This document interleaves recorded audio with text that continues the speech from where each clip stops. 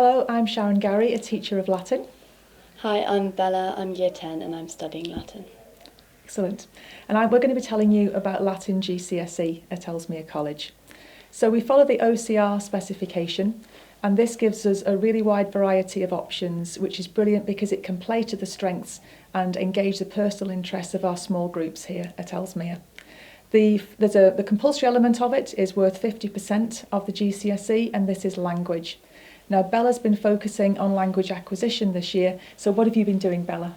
So I've been studying the Cambridge Latin book course, book 4 and 5, and I've also been looking at the Opera vocab list, which has been really interesting. There's a lot of interesting stories in these books which use historical elements as well. So. Excellent. There's some great stories in these books, aren't there? You learn about Salvius Yes. and what he's doing. So if you've been studying Cambridge Latin Course Book 2, you'll know about Salvius already. And the defined vocab list is brilliant. It's produced by the exam board, and many of the words in the Cambridge Latin course appear on the vocab list too. The other 50% of the GCSE has lots of options in it. So one key option is Roman literature, and this is where you get to study prose and verse set texts written by really famous Romans such as Cicero and Virgil.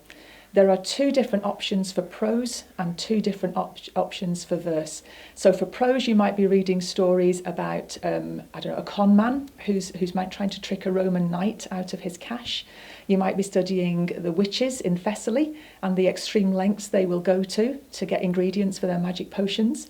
And for verse, you might be reading some of Virgil's Aeneid about the Trojan hero Aeneas and his journey to the underworld alive to find out what will happen in his future. Or you might be reading some love poems by Ovid. So there's great variety in there, which once again is great to play to the strengths of the individual pupils. You can do 2 prose texts, you can do 2 verse texts, or you can choose one of each. Or there's another option where you can take one of those texts away and instead study Roman culture. And this is a really exciting topic that covers such a wide variety of classical themes. So we might be studying the Romans in Britain, learning about the army, roads, villas, Roman bath. It could be entertainment, amphitheatres, theatres, chariot racing, dinner parties, or perhaps something to do with myth and belief, where you learn about the Roman gods and foundation stories of Rome, such as Romulus and Remus. So there really is a wide variety there. What do you think you're going to enjoy studying next year, Bella, for that? I'm really hoping to study the culture element because I think that in the world today you have some really famous monuments and historical buildings such as the Colosseum that were built so long ago, and it's really interesting to study how they were built and also the effect it had on society in those times. Excellent. And we'll be studying that predominantly in English, and we'll be looking at plans of buildings. We'll also be looking at inscriptions, wall paintings, carvings, and you really get to evaluate what life would have been like 2,000 years ago, which is so interesting.